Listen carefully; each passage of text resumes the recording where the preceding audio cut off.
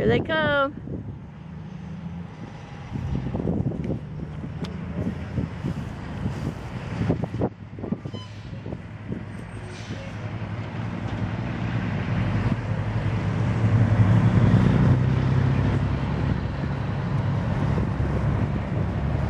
Here we are, Oklahoma Capitol. There's my wheels.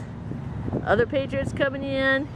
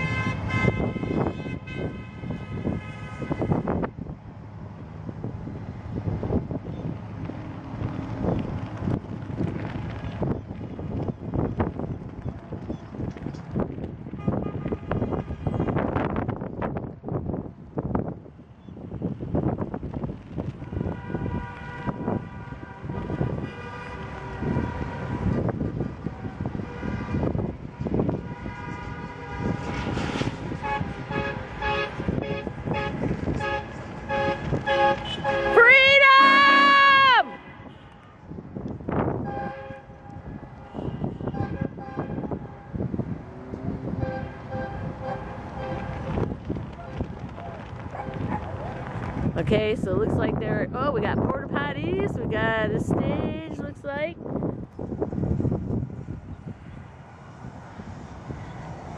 Coming up, we're here a little early.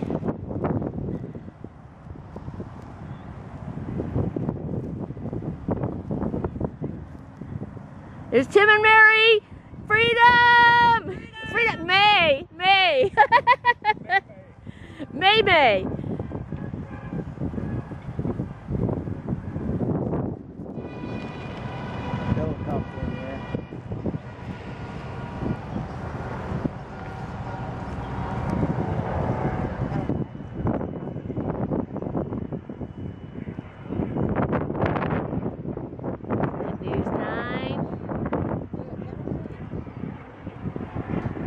Can't tell the glare.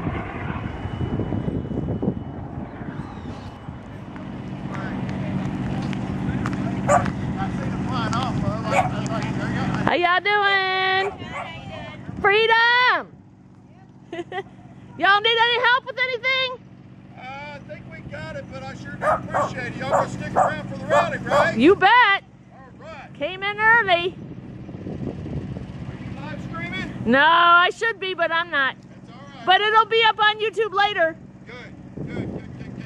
In fact, while we got a second, why don't you tell me while you're here so I... What am I going to tell you?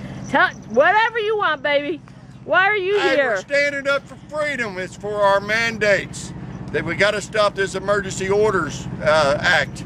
We've got to do something, people. It's gotten too far. Both sides of the aisle, we've got to get rid of the corruption. It is. And we've got to stop this. So too much. Enough's enough. And come and join us. Feel free to join us. Next time, go to We the People of Oklahoma Convoy or Oklahoma Convoy. I'm sorry. The People's Convoy. Peoplesconvoy.org.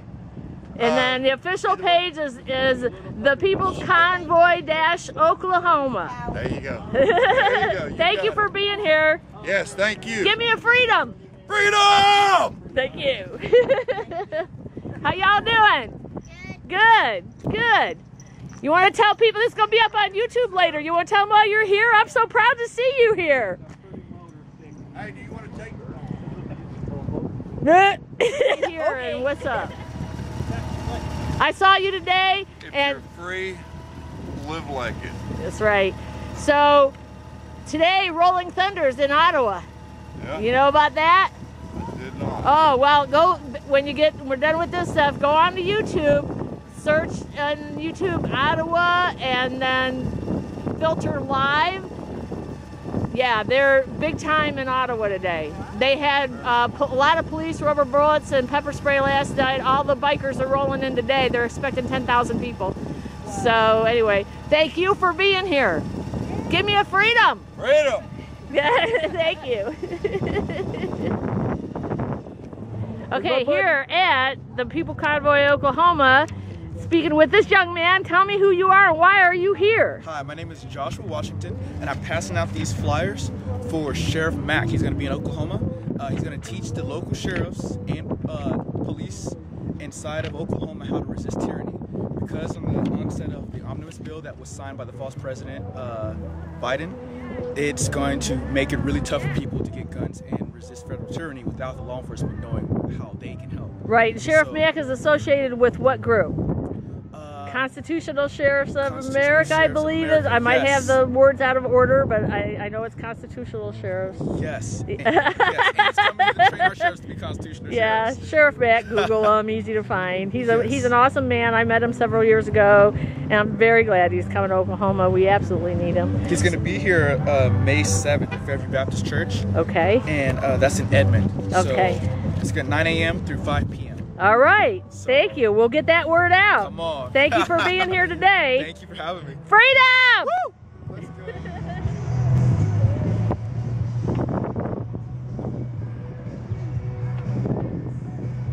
Here they come. Dang music, but what are you going to do?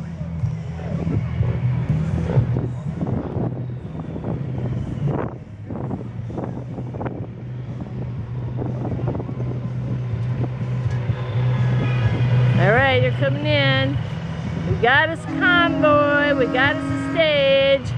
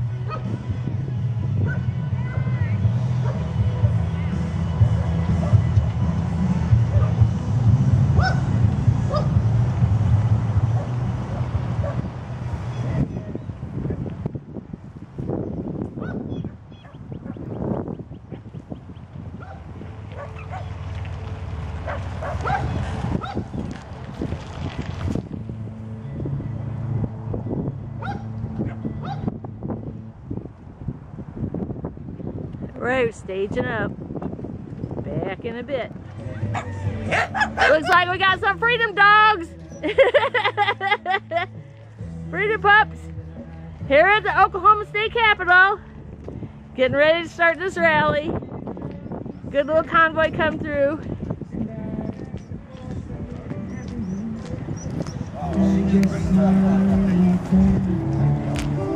How y'all doing? Doing great. Give me a freedom!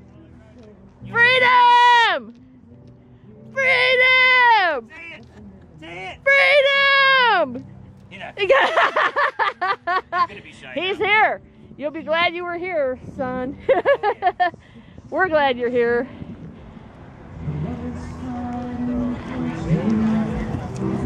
I don't want to get in front of you. That one on your YouTube channel? Huh? That one on your It will be tonight. It's not right now. I'm not live streaming. But I promise you, you're my best bud here. I will get you on it.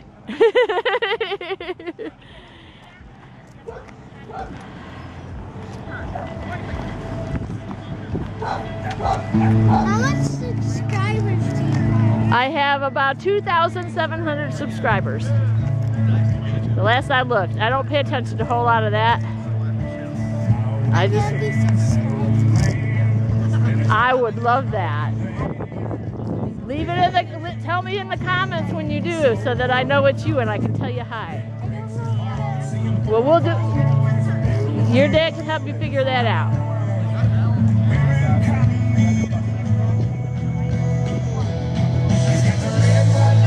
Well, we got music. We're gonna do what we can.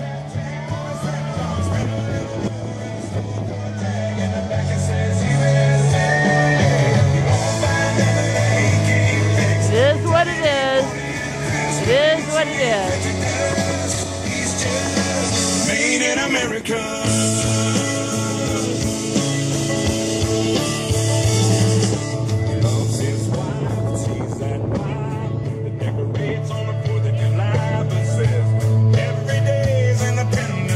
That's the Oklahoma Justice Center, or so it's called.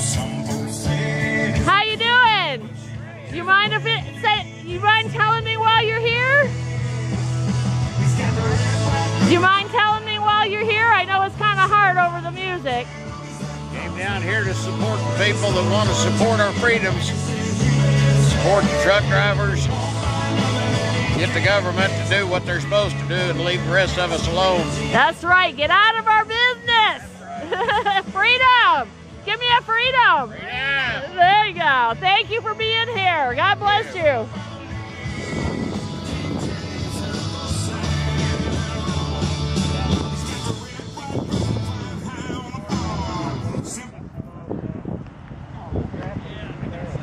All right.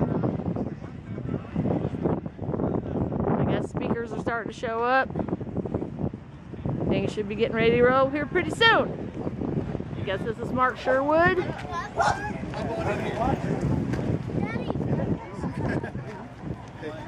There's my buddy. There you go. Welcome. My queen here. You guys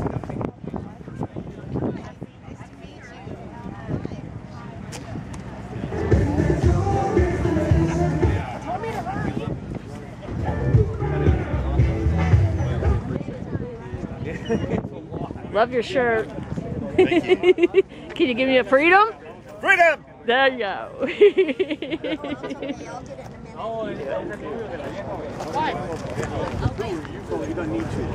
Good boy.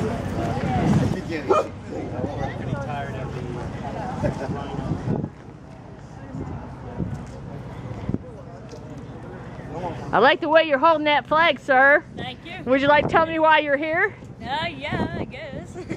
Give me a clue. Well, I mean, freedom. That's all you need. Yeah, that's all you need.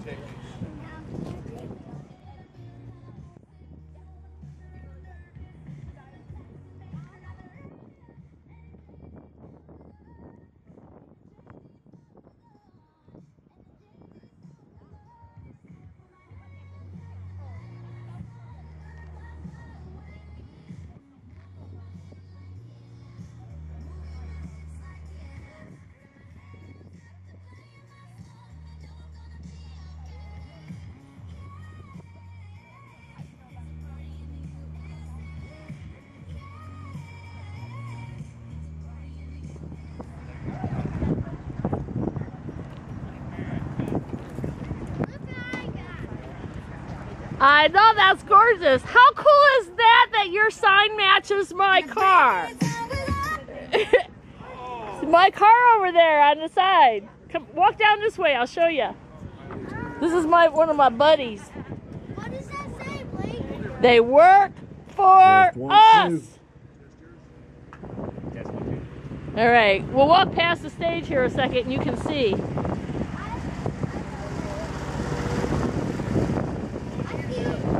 You see it? Right there. It matches my car. Your sign matches my car. How cool is that? And we didn't even know each other before today, did we? That is so cool. You want to give me a freedom? Freedom! Freedom! There you go. You want to give me a freedom? Freedom! That's a pretty, oh, that's really sparkly. You can see that really good. That's a great truck. Did you do that? You helped? She gave her it. You did that? That's a good job. I just told him his matches my car. Give me a freedom. Freedom! There you go. Thank you.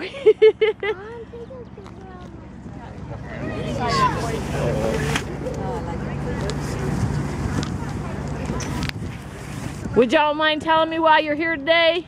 Yes, for freedom. Freedom. Yes, freedom. That sounds good. Are you here in the area? Yes, we're from here. You're from Oklahoma From City? the city? Yes, from the city. Okay, me too. So I'm glad. I just live right down on 48th, so I didn't have to go too far. I couldn't do the whole drive-through, but I can be here for now. That's right. That's Well, right. thank you. Thank you for being here. And we want to Glad to remind be the here. government That that they they Work for us! That's right. Okay. Thank you. There's a sign that we can get behind. How's that? Yeah, it's windy. Hello. We are in Oklahoma. Is everybody ready? Let me hear for freedom. Freedom! One more time. Freedom! That's not loud enough. Freedom! Think that works? Yep. Okay, everybody, we're going to start off with a prayer and then start to feel better. So,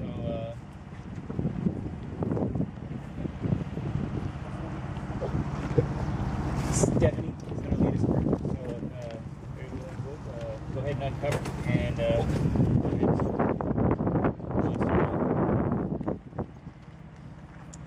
Heavenly Father, we just lift you up right now. We are so grateful for the beautiful weather, allowing us to come out and to support our country that you've given us, Lord. So we ask that you would be with us.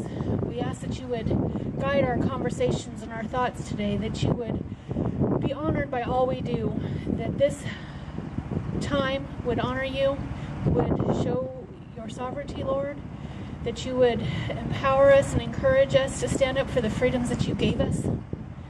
We pray for the nation too, Lord, that those that are gathering around, that they are having safe travels and doing the same, that they are honoring you first and foremost beyond anything, Lord, that this is your plan, that you have lit the way, that you have opened the path to bring us here today, Lord.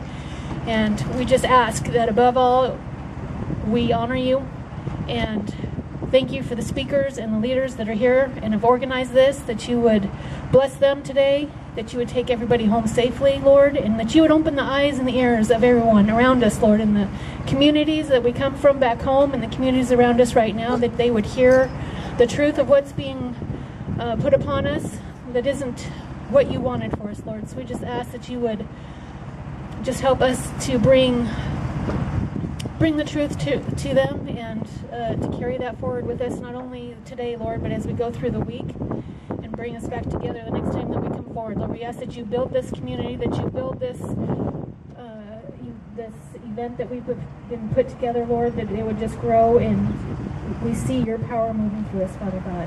In your name we pray, amen. Amen. yeah.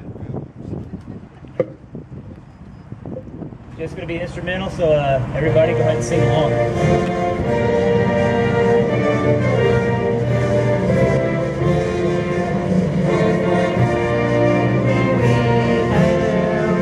And the twilight's last gleam, whose broad stripes and bright stars through the perilous night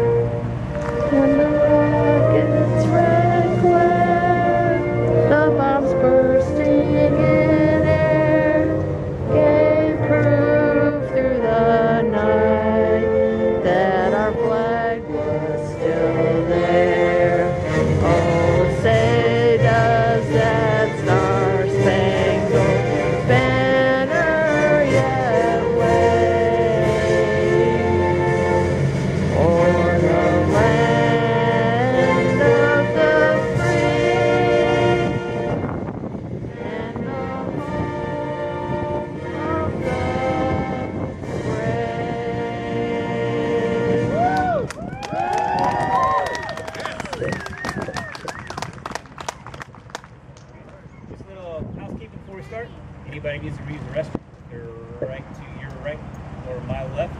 And there is hand sanitizer over there. If you need any more, just let me know. I have some extra in my truck. But a little bit more about myself.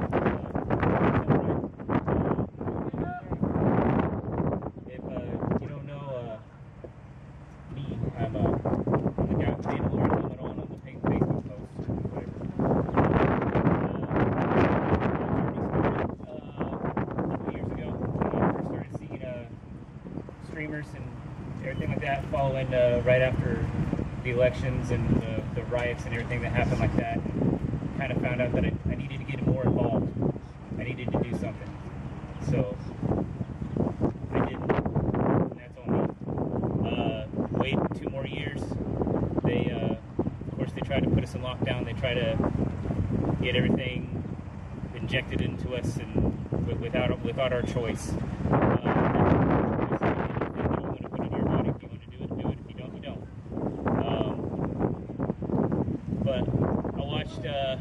Watched a group of people leave Alonto, California, and started making their way east across the country. Watched YouTubers, watched streamers. I didn't really think that I would go to DC or anything like that. I never did. But I followed them from Yukon. Me and my son, family, we went and waved flags for them in Yukon. We ended up following them, and I was like, okay, I'll just stop the next time that I don't see anybody on overpass. I made it all the way up into Tulsa. Never once on overpass or the side of the highway they didn't have somebody standing on it.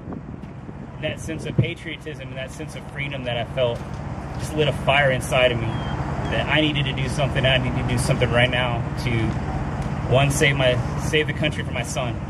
And that's why I'm here. That's what started me. That's why we did the first drive. And then I got to meet a whole bunch of other patriots and freedom fighters along the way. I can see a lot of you in the crowd right now that was on the first drive. It has more than doubled already in size of the people that are coming out, which is a really good thing, isn't it? Yes! We're here to stand for our freedom and civil liberties that people in government want to take away from us. And once we let them take them away from us, we'll never get them back. Once the government gets control of something, we're gonna have to fight like hell to get it back.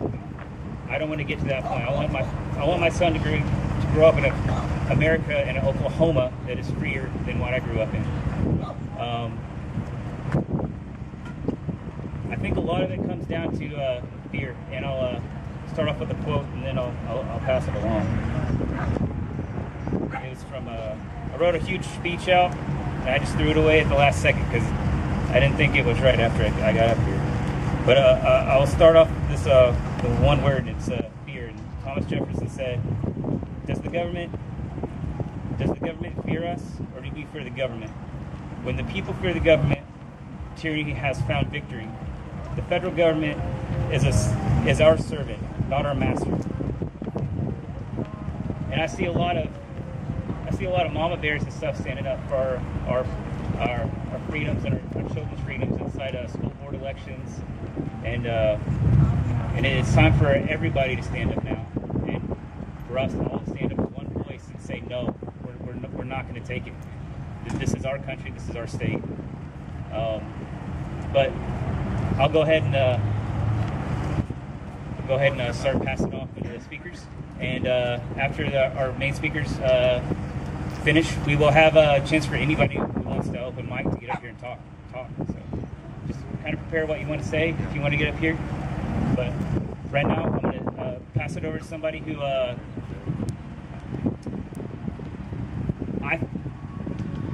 first heard him speak at a Capitol rally.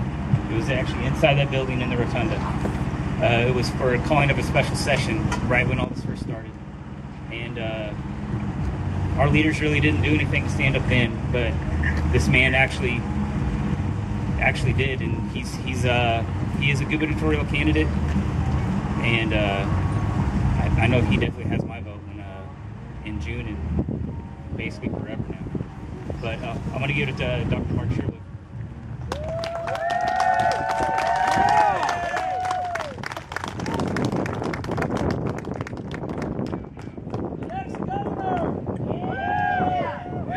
guys hear me okay? Awesome. Well, I am absolutely thrilled, humbled, and honored to be here with you today. When I speak in front of people, I will always begin with two things. And some of you know exactly what those things are. The first thing I will say to you is I stand before you today unashamedly, unabashedly, proclaiming Jesus Christ as my personal Lord and Savior. Amen. It is really important that we understand that the freedoms with which we stand and the honor with which we stand up for the United States Constitution gives us the freedom to worship who we want, how we want, when we want. Yes. So even though I do follow godly principles, which I believe we need in government, we will not force those principles on anyone. For Thomas Jefferson had it clear when he talked in January 1st, 1802, addressing by letter the Danbury Baptists who asked him a question: are you going to force religion on us as Britain did? The answer was absolutely not. We believe in separation of church and state. That statement has been misappropriated and erroneously interpreted for many, many years to say that God's people are not to be involved. Thomas Jefferson meant clearly with, we got to keep the government out of church, but not God out of government. So we need to understand that that was the intent. So how many think that we need godly principles back inside government? How many believe that? Yes. Secondly, I will always honor the most important person on planet Earth to me. My queen, my CEO, my best friend, my pal, my workout buddy, the person that I would rather date than anybody else, which we have date nights every Friday night. And that is my wonderful, she's not my spare rib, man. She's my wonderful prime rib, and that would be my wife, Dr. Michelle, right there.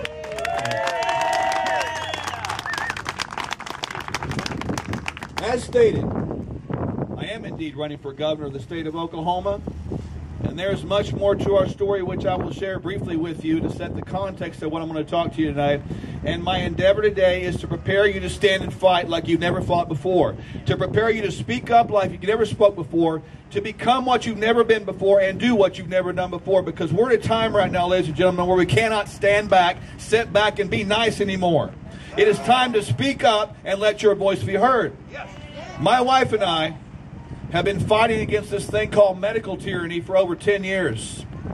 Medical tyranny, if you didn't know what that is, it sounds like this. You must do what we say, including take a vaccine, wear a mask for the sake and the safety of humankind. You don't have a choice. You must take an aspirin when we say to take an aspirin. You must do what we say. We fought against that 10 years ago by starting a clinic called the Functional Medical Institute right up the road in Tulsa, Oklahoma, with the idea, crazy idea, that God made us in his own image. And when he did, he said that was very good. That God made us with the immune system in his image. That if we fed that immune system correctly, we did not have to be fearful of anything on this earth. Imagine that dream.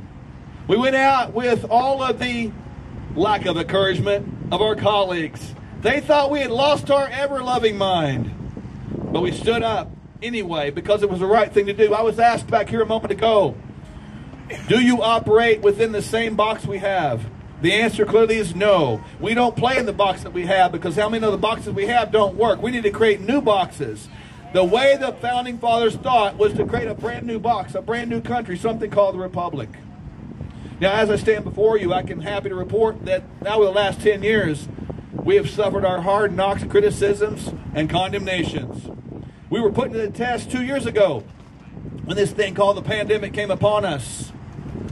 And I, like everyone else, was shocked when I saw leaders, in quotes, stand up and lead with fear. I watched our government leaders lead with fear. I watched our medical leaders lead with fear. And I watched our spiritual leaders lead with fear. And like everyone else here today, I stood back and I was in shock, because I thought to myself, America has never been led by fear. America is led by faith and hope and love and a belief that we cannot be defeated with God on our side. Amen. And I became pathetically disgusted. I looked at my wife in March 2020 and I said, we will not bow down. We will not cow down, and we will not kneel down to the federal government's tyranny. We will not. We did not wear masks. We did not close our clinic. We didn't care what people said. And people came and they watched TV in our lobby because they just wanted a hug from somebody. We opened it up. Even though the health department said we were violating everything, can somebody say, I don't care? Right is right, wrong is wrong. So we stood up. We thought we were doing good. We began to give people what they needed to survive, and not just survive, but to thrive. We didn't worry about the fear that was created by a virus. What we wanted to create was the confidence inside the human body to be able to defeat whatever came at us from the outside. And so in doing that, 1,000 people later, 2,000 people later, I thought we were doing good when nobody died. I called the news, the local news, where they actually had anchors that actually were patients where we were. And I thought to myself, they will surely air this story because this is for the good of Oklahomans. This is for the good of the humankind. This is for the good of the United States of America. I ask you today, friends, did anybody see that story on the news? No. You did not. 5,000 people later, I begged and pleaded, air the story. Now, 10,000 people later, nobody's died of COVID under our care. Ladies and gentlemen, there's something wrong with the suffocating, socialistic-driven propaganda by our media. They are lying to you. They are driven by Big Pharma. The government's controlled by Big Pharma. Big Pharma does not care about you, and we are not anti-medication. But we are anti-control of entities that take your freedoms away. Folks, we stood up to show people that we're not afraid. We're not afraid of anything like that because I understand what the Bible says in 1 Peter 1:5. The devil rolls around like a roaring lion seeking those who he may devour. You know who lions devour the most? The scared, the weak, the frail. My direction to you today and my charge to you is don't be scared, don't be weak, and don't be frail. Be confident in all you do because we are being attacked right now by a Marxist, socialistic, communist regime that's trying to take away everything we are. You coming out here today is the most powerful thing you can do. Freedom is not a spectator sport. It is a sport of action. It is fought and wrought and bought and proclaimed with bloodshed. Patrick Henry, March 20th, 1775, said these words. Give me liberty or give me death. Give me liberty or give me death. Give me liberty or give me death. Do you understand what that means? Yes. This was before the Declaration of Independence. This was before the Bill of Rights. This was before the United States Constitution. Who gave him them rights, that liberty to be treasured so much? Who was that? God. That was God Almighty. The Constitution talks about God many, many times. Sovereign being, superior. That is God. The Constitution was founded on the premises in God alone. Now, having said that, we have people attacking God in these days. Understand that what we have going on right now is an attack on God from evil.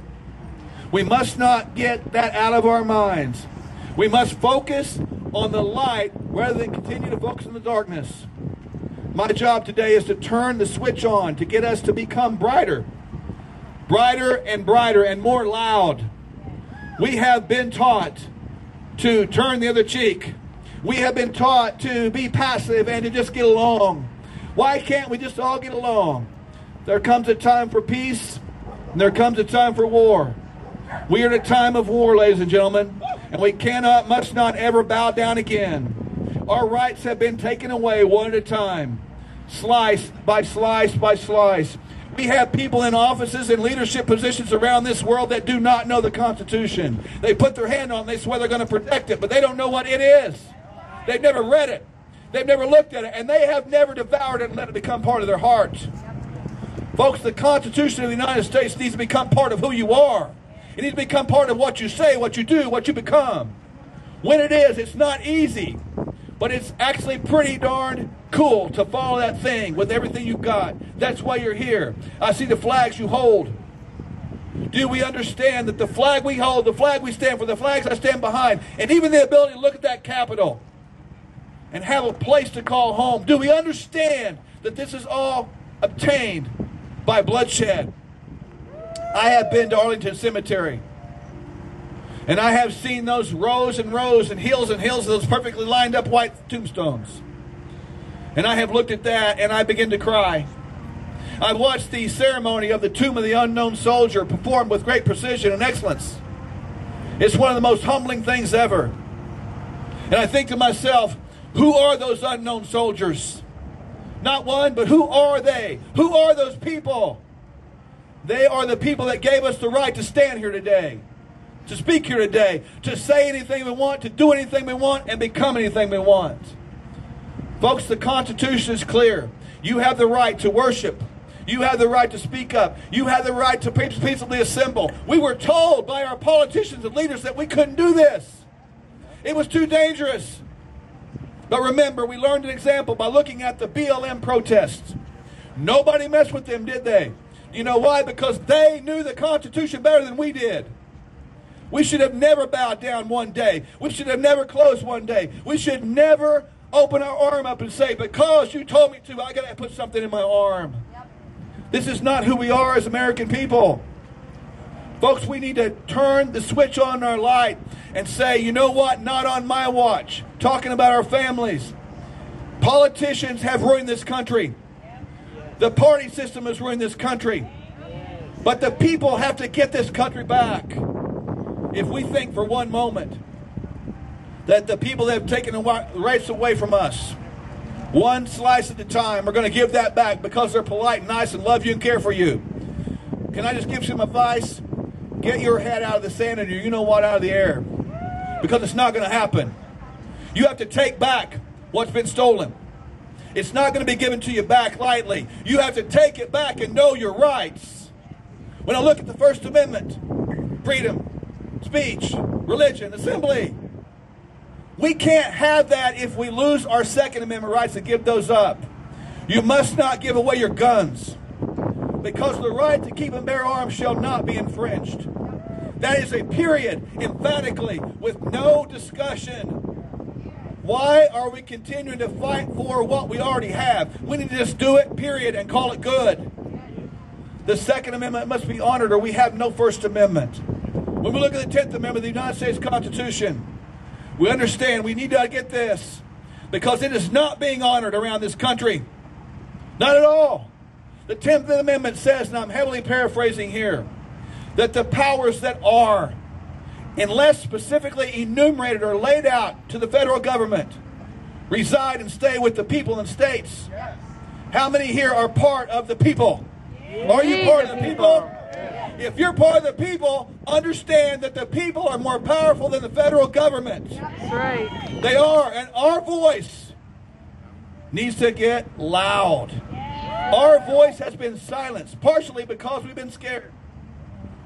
Just as you heard the remarks by Thomas Jefferson, one of our wonderful founding fathers. Tyranny is when the people fear the government. That's what that is. When we fear the government. Folks, I don't fear the government. I fear fear itself. Because when fear takes over my life and your life, we've already lost. We cannot win any battle, any war, any fight with fear. Fear is a real emotion, it's a real thing. But folks, fear is something we must walk through, because it takes great faith to walk through fear. Not when you know that you're going to win, but you know it's right to stand up anyway. Fear leads the way when tyranny becomes victorious in one's life. But oh, my friends, when you stand up and your voice gets louder and the government begins to fear the people, we have this wonderful treasure that perhaps we've not embraced, internalized it enough. We have this wonderful treasure called freedom. Yep. Freedom is something that we must hang on to, for freedom was never free. When I look at what we can do, as I stated before, freedom is not a spectator sport. You've got to get involved. Be coming out here on a wonderful, beautiful day like this, the final day of April. We have an opportunity today to embrace today. We have no cause for expectation of tomorrow, for tomorrow is nothing more than a mystery. But oh, my friends, freedom can ring today in your life, because we understand today is a gift. That's why it's called the present. That's why I stand before you today with everything I am and everything I have inside of me, with all passion inside my heart. And I say, my fellow Americans, stand up now and never back down ever again. You must never, ever back down one more time again. Because when we back down, we've already lost. Folks, there are children out here holding flags. This is not about a Democrat-Republican issue. This is a people issue. We have one of the greatest concepts of a nation anywhere around the history of this world. Do we understand we're an island of hope? Look at the north, look at the south, look at the east, look at the west. Look at what's happening. We are being encroached upon all around. People are trying to suffocate and attack us from all forms, even inside the state. Do we understand that today in our state we have 300,000 acres purchased by Chinese Communist Party right here in Oklahoma? We have a Communist Party, a Marxist regime trying to destroy us from the inside out, create division, divisiveness, without firing one shot. Folks, we must wake up, wisen up, and speak up, and begin to activate that thing called freedom in our lives. Because freedom says nobody's going to mess with my home. Nobody's going to mess with my family. Nobody's going to take my kids from me. Our kids are being indoctrinated by the day with all kinds of nonsense that has no business being in schools. No business being in schools. What a crock of garbage. Kids in schools need to be taught how to be respectful people, to go to work, to pay your bills, to show up on time, to let your yes be yes, your no be no, to be good men, good women, to serve the community with an honor and a dignity. That's what school's about. Our schools should be taught about the government, should be taught to say Pledge of Allegiance again. Our schools should bear the 10 Commandments. Because when we teach our Judeo-Christian principles in schools, we turn out wonderful, kind, awesome, God-fearing people that love God, protect the Constitution, honor their fellow man. That's what school's about.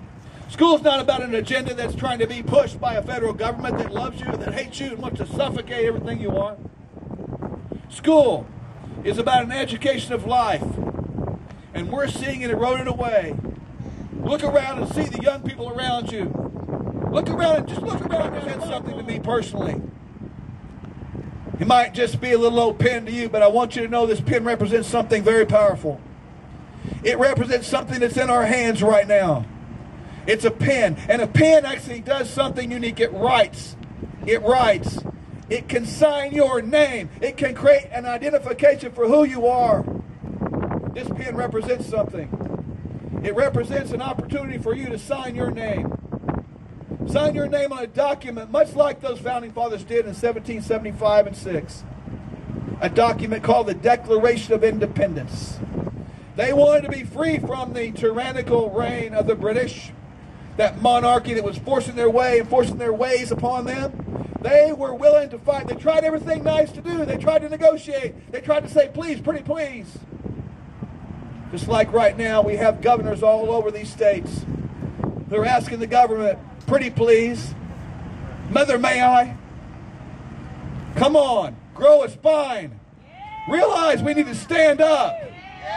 I'm looking for people that are willing to stand up for the cause of freedom. And it's not about politics. It's about being statesmen and stateswomen and representing the Constitution well. Do you have the courage to put your name on a line that says, I, Mark Sherwood, declare myself free from tyrannical rule of the federal government? Do you have the guts to do that? Do you have the guts to take this pen? Do you? Yes. Who's going to pick that up? You got it. That takes courage. You got to understand that that pen represents one, but it doesn't represent one. It represents everybody here. You've got to have the courage to put your life on the line. Identify yourself. Be counted. You are important. You're awesome. God made you special. There's a purpose and plan for every single person here today. Every one of us. My life, as I bring my remarks to a close, did not start off with all kinds of fun stuff and games. I was born in 1964. My mother, at the time, was 16. She goes to a party. She ends up being incapacitated. Later turns out she's pregnant. Finds out my father is a 19, 20-year-old guy home from the Vietnam War. Finds out she's pregnant, wondering what to do. I was adopted, if you can guess. I met my mother before she went on to be with the Lord. I asked her the question, what happened? I want to go back to that living room discussion. What did that look like? What was that? Tell me, I want to know. She told me there were 3 options discussed. Generating enough resources, making it work to raise this little boy. Generating our resources to send you off to abort this life. Giving this life up for an adoption to a family that loved him. They picked option 3. But I want you to know something. They considered option 2. Why was it a consideration? Because evil has always been in mankind's heart. You cannot legislate evil away. But that was 9 years before Roe v. Wade. 9 years. Roe v. Wade was an opinion by people wearing black robes. Just an opinion. It wasn't a law. Yep. They gave that opinion. If it was 9 years later, that opinion encouraged my murder. It encouraged my extermination. It encouraged my execution because I am not born out of convenience. I am born out of inconvenience. But I'm grateful they picked option 3. I'm honest when I say about option 2 consideration because everybody has the consideration to murder somebody else. You can. That's one of the beauties and curses of freedom, isn't it? There's consequences, but that's one of the things we need to understand. Murder's a crime.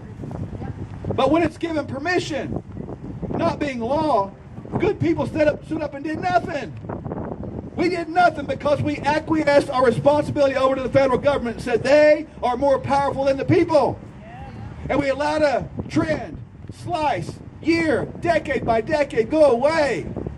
And over time, we realized, looking back on it, that was the worst decision we ever made.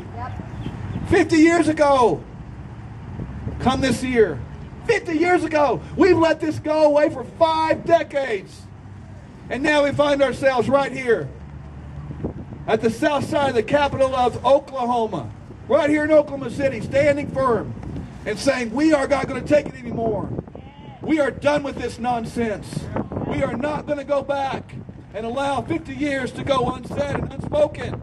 We have got to take our freedoms back and not go anymore to the opinion of the federal government. We need to stand firm for our 10th Amendment rights and all the rest of our rights and not back down one time ever again. Folks, we are at a tipping point right now. My feet are on the edge of this trailer. Our lives are on the edge right now. We are one step away from going over the edge. We are right there. There is all kinds of agenda to take over this country. I have seen it. I know.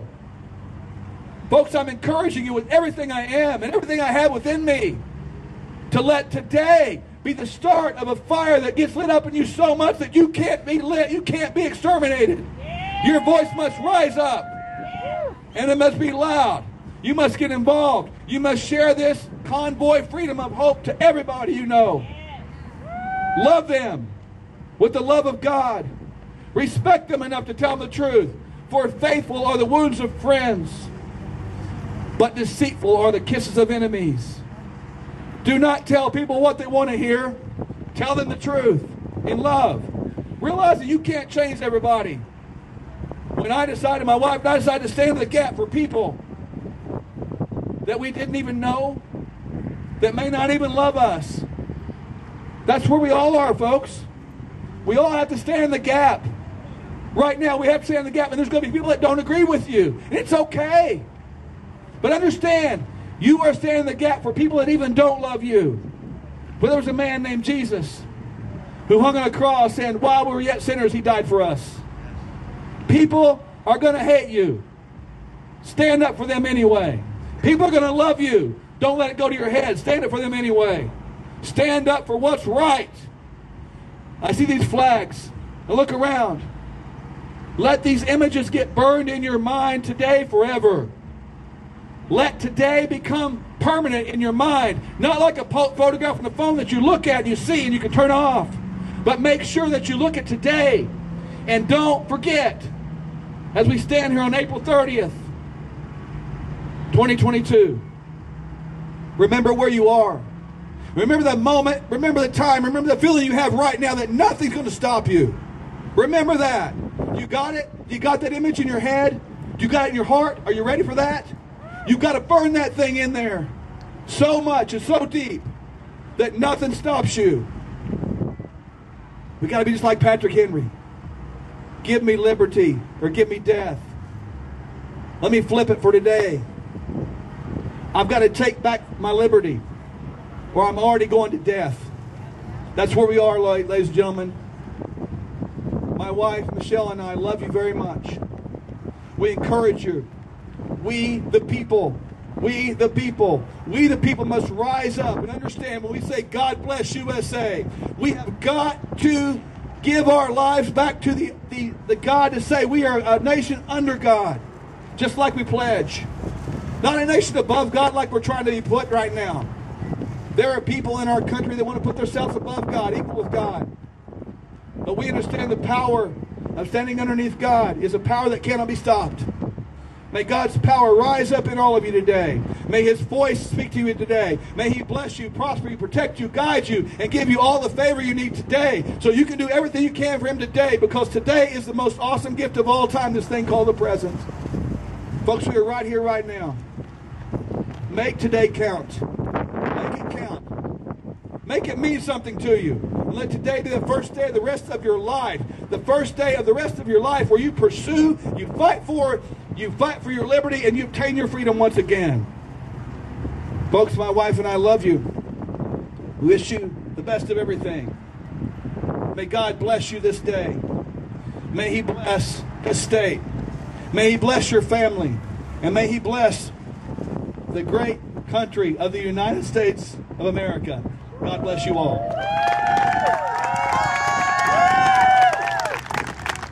Thank you, Mark. One more time, let's hear it for Dr. Mark Sherwood.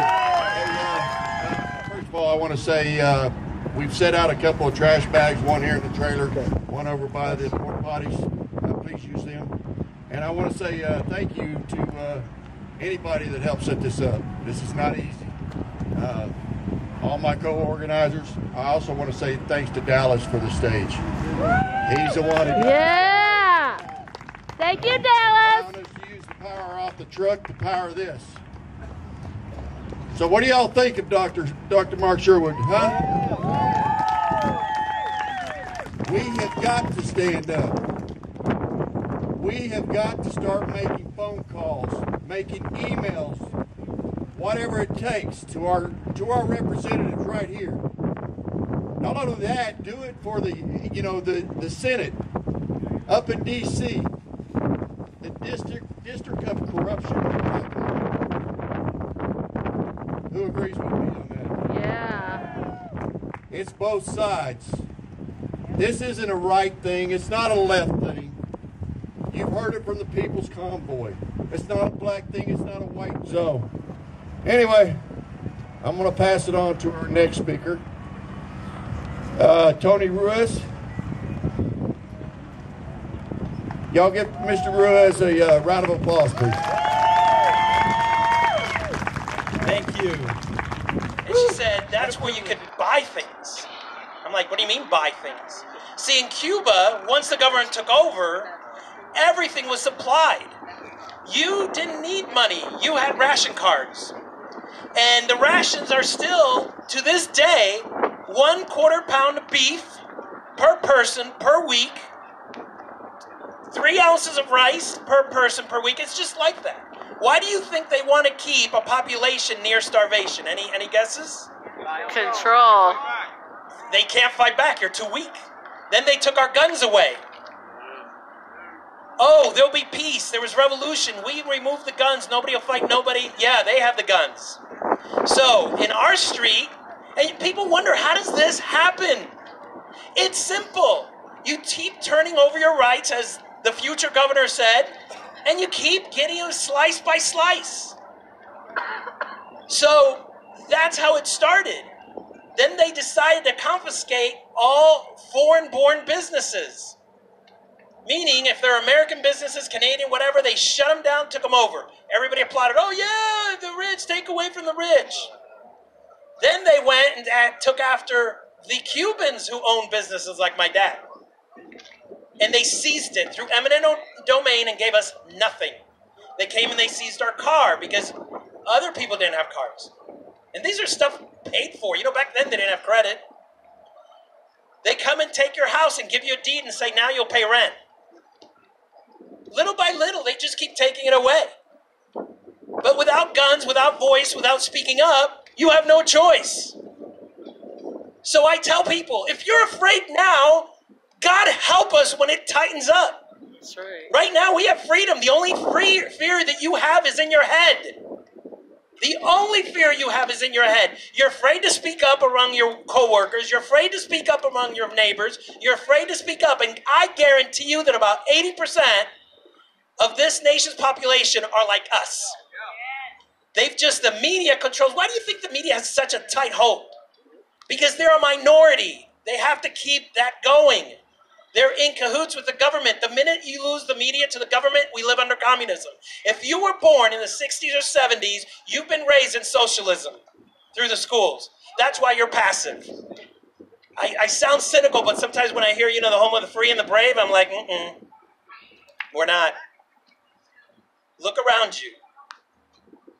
This should be full. So the American people, except a few, are the brave and the free. The rest are the bound and the gagged. Sheep. Yes, sheep. So I came here to give you some dose of reality. The first they do it away, I was a school teacher, a public school teacher for over 20 years in New York State and here in Oklahoma, and I started realizing that they were eroding away the American history. If you go back in ancient times, when the Roman government was collapsing, that was because of corruption, about sin totally out of control. What did they do? They built those stadiums. They called them circuses. And they brought in gladiators and all that. And then they fed them bread. So circus and bread kept the people happy and quiet. You know what keeps the people happy and quiet today? Rhino politicians that say a lot and do little. And I'm going to call out names. Remember Gowdy during the Clinton thing? Yes. Oh, man, we were so proud of him. We were so proud. Oh, he is talking and talking and talking. Where are we now? Where's Clinton? Not in prison, where she deserves to be. Is she in prison? So after all was said and done, more was said than done. Then Marco Rubio in Miami, Cuban-American, did the same thing. Now, I don't want you to applaud, please, that's not what I'm saying. My wife and I are January 6ers because God told us to go that day. We didn't know. We just got in the car and went. And what we saw and what was on the news were two totally different worlds. And we were like, this doesn't even make sense. The police are kind of blocking us, but then every so often they would move the barriers back. And we're like, okay, hey, if they yield space, we take it. Well, they yielded space all the way up into the Capitol. They did tear gas and do all those things. I think it was a show. Yeah. And so we finally got on the inaugural steps. And I was so proud that day, and I'm still proud that day. I'm a proud January 6er because that day I went there to petition our government to audit the vote. Right. And they didn't do it. Right. So all those Republicans up there are cowards. Yes. They didn't do it. And they should be, every time they get up on the mic, they should say, recount that vote. Recount, and they don't. Oh, move on to the next one. What do you think is going to happen in 2024 if we don't take care of 2020? 2020. So our vote won't matter. It's like Pastor Robin Bullock. He's out of Warrior, Alabama. He went to one of these things, and the politicians were there, and it was Ted Cruz, and he was like, "You gotta fight, you gotta fight, you gotta fight." And he goes, "How do we fight?" And he says, "You gotta vote." He says, "We did vote. Why'd you fix it?" Right. So the problem is we gotta hold these guys accountable. You gotta keep on it. If the vote. The President of the United States today is Donald J. Trump. Amen. And that abomination in the White House that was unelected, unconstitutional, and illegal is still in power. We're under a coup. That's right. And America's passive. I would never thought I'd live this. My mother, when she was dying in 1986, told me, when you get to be in your 50s or 60s, you're going to be battling communism. And I laughed in her face. I said, Mom, that's impossible. She goes, no, it's not impossible. It's going to happen. I'm watching it. Everything that happened in the United States right now happened in Cuba, except it's real slow motion. So it's kind of like the frog in the water, right? You keep turning up the heat, you keep turning the heat until you're dead. So that's why we need people like Dr. Sherwood, who's willing to stand up. We need people like Lawmeyer, who's willing to stand up for us. We need to get involved. We need to call them and say, how could I help you? Some of you can't walk around neighborhoods, but you can call. Some of you could join in mailing or phone call, whatever. Get involved. And by the way, one of the most effective things that you can do is what my wife does, which is call. Call the representatives. Believe me, it does work, because we talked to this lady in Washington, D.C. who had been there for multiple administrations during the Obama campaign. And when we were there, when he was there and we were calling, she would say, you have no idea how effective this is. They're terrified. They're terrified of public opinion. Call. It's so easy. You don't have to be rude or mad. You just have to say, hello, this is whatever, Governor Stitt. Hey, I want you to stand up for this. I watch you what you're doing. And you know what? You're all talking, very little action. Right? You think all these things. Why are there still mandates in Oklahoma? We're in a red state, all 77 counties. And we have a Republican governor who refuses to challenge the mandates.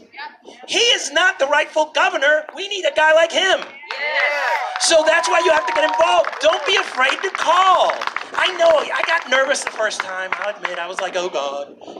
But you call up there and they're like, yeah. And those people are volunteers, by the way. So they're very easy. And why am I taking this? I was a teacher, so I'm teaching you. You call those numbers. I don't care if you're meek. You just say, hey, you know what? I'm not really happy with what's going on. I'm not into this. This is not good. We need to do, and the more calls they get, the more fearful they get. And then that shakes it up. You got to knock them off balance so they don't think they could do whatever they want. Yes. So luckily, it took us 6 years to get out of Cuba. So I lived all that. And so my mother said, look, we're going to go to this great land called America. And she drew me a little American flag. And she showed me it, and then she burned it. And I'm like, why are you burning it? She goes, no one must ever know here what I taught you. You better shut your mouth when you go to school. Just go with whatever they say, but this is your new home. This is America. This is your new home. You're going to learn English, and you're going to do all these things, and you're going to become an American, and you're never going to be quiet. And that's why we're going there. Because my parents were well-to-do in Cuba. We had no reason to leave. But we left because of freedom. Money isn't everything. That's for sure. The reason there isn't a lot of people out here is because it still hasn't hurt us in the pocketbook. Oh, it's starting to. It's starting to. And what I've always told my wife, she always hated me to say it, it's got to get a hell of a lot worse before it gets better. That's true. And unfortunately, we might have to suffer a little bit. But that's what's going to make you and your neighbor get off your butts and do it. I'm not talking to you. You guys are great. If you're here, you're doing stuff. But the people, your neighbors, the people in your church, start to. The biggest resistance I got was in my church. Because I would tell them, you have no idea what's coming down the pike. I was teaching my kids about abortion, about homosexuality. I was teaching them all those things, and the parents are complaining. And I'm like, I'm not saying to hate them. I'm just saying this is what the Bible says. We are to love those people and bring them into the kingdom. Let the Holy Spirit deal with them. But they challenged it. And 3 times they took me away from being a youth pastor. Because they're afraid of offending. We got to stop afraid of offending, because you know what's going to be horrible? When offense is no longer going to be effective. Meaning, they're going to offend you and it's not going to be effective. Because they're going to have all the power. But they're not. So, I am so privileged that you asked me to speak. And I don't know, I can't remember who was it you spoke to. They said, can you speak for 5 hours? I could speak for 8. There is so much I could tell you about the experiences I had. The experiences of school when they tried to make me a pioneer for world communism. And the way you don't understand is just like they're doing now. I was 6, 7 years old in 1st grade. And they were like, if you become a pioneer, then, you can't leave the country. You've made the decision. And so I had to sit on my hands. And it got to the point where they would just come for me to be able to raise my hand, and then they would stop. And my fellow classmates would say, just raise your hand, please, we're so tired of this. And I'll be like, no, they were tired, but they were trying to get me indoctrinated. And my parents said, we're leaving. And it sounds harsh, but we'll leave you behind. We're going to freedom. And so I just sat on my hands and sat on my hands. I could still tell you what that desk looked like because I spent a lot of time. And that's what they're doing in your children in the schools. They're doing all this gender bending and all this nonsense that does not belong in pre-K, third grade, or anywhere else. It doesn't belong in the schools. I was a teacher. I wouldn't last 5 minutes now in a public school. It is so crucial you begin to talk to your neighbors. You will be surprised how many agree with you, and just get them to vote. Get them to speak up. And the rest of us that know, keep telling them, hey, we haven't given up on 2020. You got to fix that. All these machines got to go.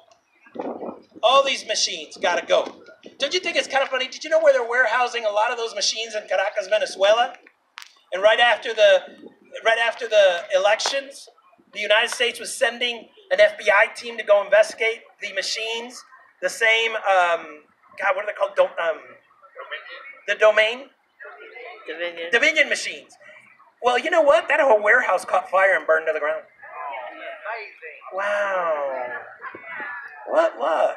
That's what happened in Tennessee. The same thing happened in Tennessee. So you got to hold them accountable. Guess what? We've got all the evidence. We just need courage and patriots and strong people that are going to stand up and say, we will not stop until that vote is counted. Because it doesn't matter. It's somewhere where we've never been before. It's scary, isn't it, to think what would happen. So currently we have two presidents. One who is politely standing back, following constitutional law, and the illegitimate, unconstitutional,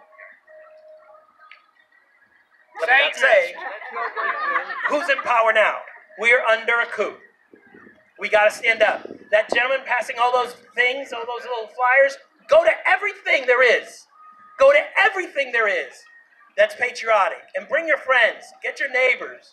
Because it's so important and so crucial. One of the most, and I'll end here, one of the most emotional moments that I had was when we finally cleared and they finally let us go.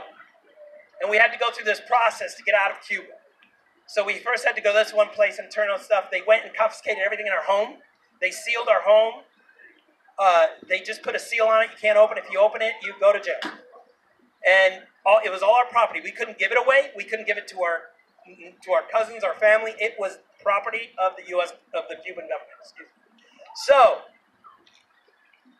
we went all the way to the end, and then they decided to do the split, which was called the Peter Pan Project. If you ever do history, look that up. I'm not going to get into it. But what the idea was to separate children from parents and send the kids to the United States as orphans and keep the parents in Cuba. And they did that for a while until we all caught on. And so my dad says, we can't leave. We all leave or we don't leave. And so what they did is they sent us back home. Well, we didn't have a home now. Our house was sealed. So we went to our cousin. Now, by chance, by really the glory of God, the guy who is now vice president of Cuba was our neighbor across the street. And during the Batista administration, he was jailed for having Communist Manifesto. We have a constitution almost identical to the United States. So his mother talked to my dad and said, please get him out. He's being held illegally. And my dad says, you're right. I don't agree with communism, but he's right. So he went and he got this guy out. And the guy said, he was young. He was in his 20s. And he says, Sal, whatever you do, whatever happens in the future, you got me out of this. I surely would have been executed, and I will help you. This guy ended up being the biggest murderer of Cuban patriots in our Cuban history. He's still in power today. And when that happened, my dad went to him and says, I'm collecting on a promise. He says, give me your passport, give me your papers, get your uncle who's a photographer, take new pictures, give me new material, all that stuff. I will get you. In 24 hours, he had all the paper redone for us to get out. This is a miracle of God. In 24 hours, we were back in line going through the system. When we got to the same agent, he says, you're going to hand her this letter. Do not open the letter. It is sealed by me. At that time, he was head of internal security in Cuba. And handed the paper to her, and I could see the disgust on her face when she read it. She goes, just go. You want to be free? Go. We're like, yeah. So we got there. We get on this plane. Outside of this plane that was unmarked were just dozens of Cuban military pointing machine guns at the plane. And they were taunting us. We will shoot you down. You will not get off this island. We will shoot you down. And we were under that threat. That's what my mother would tell me. I don't remember. I was so weirded out. Anyway, so I got it. We got in the plane, but I do remember this. We got on the plane. It was real quiet. And a guy that was standing had kind of broken Spanish. He said, I am a representative of the government of the United States. When this plane leaves the ground, you're on U.S. territory. But while it's on the ground, it is Cuban territory. You're not free to speak. Keep your mouth shut. Whatever they do doesn't matter. Anything they take, you could replace in the United States of America. There's nothing they could take, so don't give them the opportunity. And we sat there in our seats, and they came in, and they clubbed a couple of people. I could hear it. And I just sat there looking out the window at all those guys pointing guns. And I didn't think anything of it. A child doesn't think it. It was just like, what's happening? So I will tell you, that plane was quiet. They shut the door. They started taxiing. Everybody quiet. This part always gets me. And they handed out these sheets for us to read. And it said, welcome to the United States of America. As soon as this plane lifts off, you are in our land, in our country, and you are free. And we, as the American people, will do everything we can to help you succeed in a free nation. You are welcome by us, and we will treat you with open arms. And you will become one of us. And that plane, as soon as it left the ground, people, it was just like all this shouting and screaming and crying and bawling, because we knew the minute that plane lifted off the ground, we were in the United States of America. There was nothing like it. We still had not hit land. But when that plane lifted, we did there. My mom just said, when you get off the plane, look for the flag, look for the flag, look for the flag. And I remember getting off, and I was so sick. I remember puking all over the bus and being so embarrassed. And the bus driver was like, don't worry, son, it's okay. You know, I mean, I couldn't understand him, but he was like, okay, no worries. And so I got up there, and I kept looking, and yep, Miami International, right in the distance, I could see the red, white, and blue, just like she drew it. And I thought, oh my God. You know, from that point on, I never experienced racism. There was more going on in Cuba than there was here. And I never felt treated different. I felt different because I couldn't speak English. But I never felt that from the American people. They're always welcoming. And that's how we are. So don't let them lie to you and say that we're a racist nation. We're not. Has there been racism? Yes. Has there been racial policies? Yes, mostly by the Democrats. So that's why you have to fight it. Don't let them label you. You label yourself. Don't let them label you. So here, I'm always proud. My wife is very involved now. I just created a monster, I tell you. She was so involved and not caring, and now she's like, you better get on it. We got to do this. Okay. But she is awesome. So I wanted to thank you for the privilege of speaking to you. He says it's going to be short. We'll see. I don't care how long it goes. All right, how you? I'm Chris Kajansky. In case y'all didn't know, my beautiful wife said a prayer. And I may start bawling like a baby, so just don't laugh at me. It's all good. Just look at my wife and say, I'm sorry.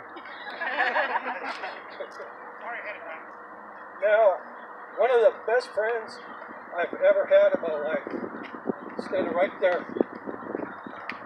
he had the nerve to leave his home and do what he thought was best. He didn't fight for our country. This is what he could do for our country. I just wanted to give him recognition. His name's Dave Brady. He's a goofy looking guy right there.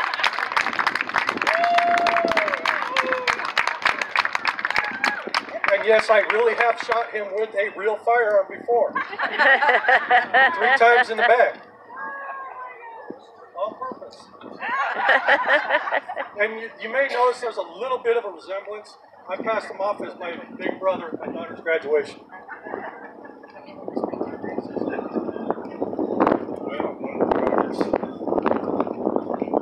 That statement's going to put it simply as this. It's time to remind our government that they work for us.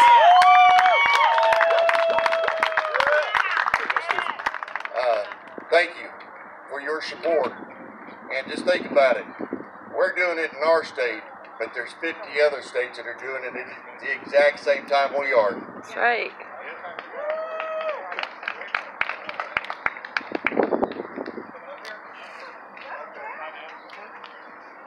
Well, my name's John. I'm not really good at doing this kind of stuff. I started getting into this when Trump ran for office, and been following everything and seeing how things have been going and stuff.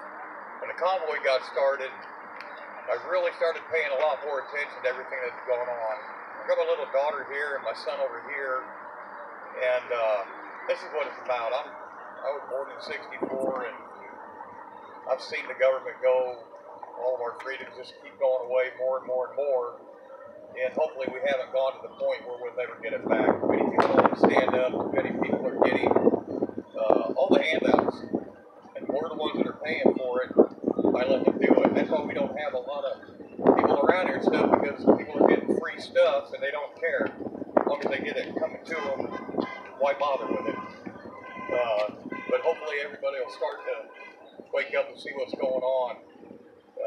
I'm learning a lot with the People's Convoy and all of that. I don't even watch local news anymore. No boy. They don't tell you anything. You know, they that's it. You know, they just feed your mind with what they want you to understand. But I wake up in the morning and I'm looking to see who's on, and I do it all the way until the G's are done with their nightly deal. I get more stuff out of them and feel more proud of the country and the direction we need to make it than where it is now. But you know, it's nice to see people out and about, flags and all of that and stuff. And anyway, that's about all I got and stuff. But you know, just like they'll say, like he did too, it's time to remind them that they all work for us. All right. Well, I'm a junior over at UCO in Edmond. All right. Just the sort of stuff I see on campus on a daily basis is quite sickening. During the George Floyd riots back in June of 2020, we had a Antifa guest speaker come to class, telling us how we're all living under fascism, how how Trump's a Nazi and all this stuff. And I've had friends who have lived in Nazi Germany who have actually faced Nazism. No, it's nothing comparable to anything what Trump's doing. But just hearing that, just calling our great president a Nazi and calling us, conservative Americans racist and all this stuff. I mean, come on. And I mean, there's a couple other people in there. I can just see the disgust in their face of what she was saying. But we're just too afraid to speak up because we're getting ready against it. I ended up making a couple of complaints to UCO. They did nothing about it. And as well, I'm very vocally conservative on campus. I'm not afraid to show what I believe. And I've been harassed on campus for it. I've had multiple Title IX cases against me just for speaking my mind. I mean, I'm not harassing anybody. I'm not saying things about people. I mean, I'm just speaking the truth. And just stuff that just keeps happening on campus. It's horrible. And we need to do more things for people my age, and I guess people who are in school. We need to give us more support because it sucks. It really does. But that's all I have to say. Thank you. Thank you. God bless you. Timothy Nyers. Hi, as he said, I'm Tim Nyers.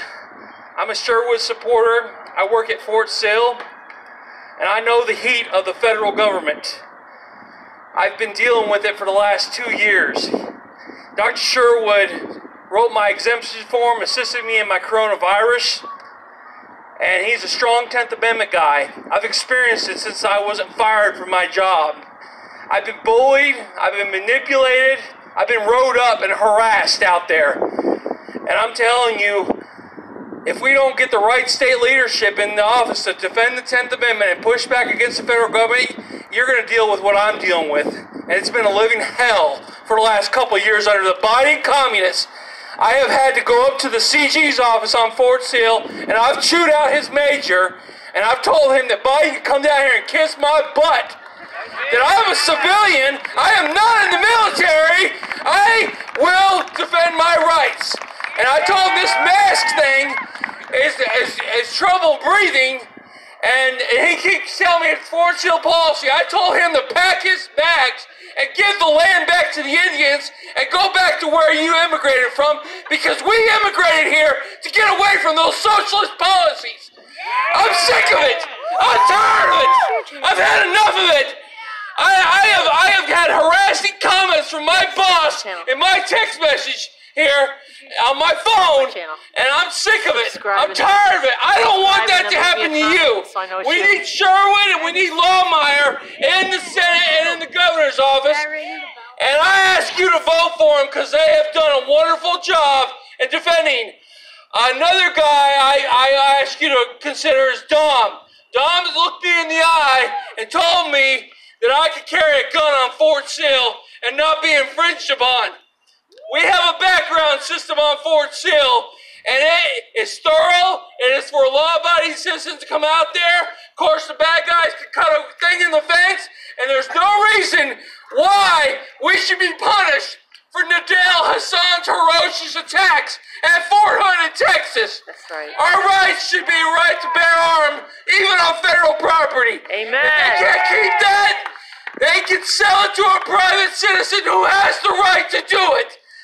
Private citizens have the right to put a sign up, but our government should not have to. You know, so I ask you to support these men and stand up for the Constitution, because it's being under attack even on federal property. Thank you. Thank you. That was excellent. Well done, man. Looking for anything. I'm not here to show you anything. And I'm a little bit autistic. I could like that big around. And I was in 7 special forces in the 1960s. Thank you. Thank you. The reason we are all here today is we have picked up the same flag that they were carrying through the jungles and around the world. And when people say we went out and sucked up the resources of the world now, just like the empires before us, we brought them out of the dark ages and brought them up to first world opportunities. Yes, sir. And instead of criticizing this country, a lot of people would be better off if they would emulate. Yes, God bless. God bless you.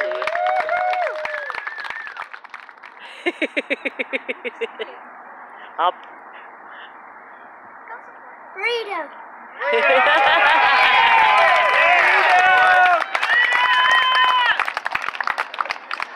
All right, anybody else? Come up and say something? Please do.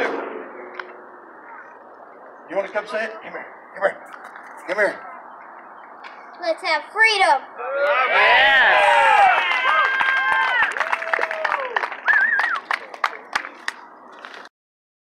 Just going to be instrumental, so everybody go ahead and sing along.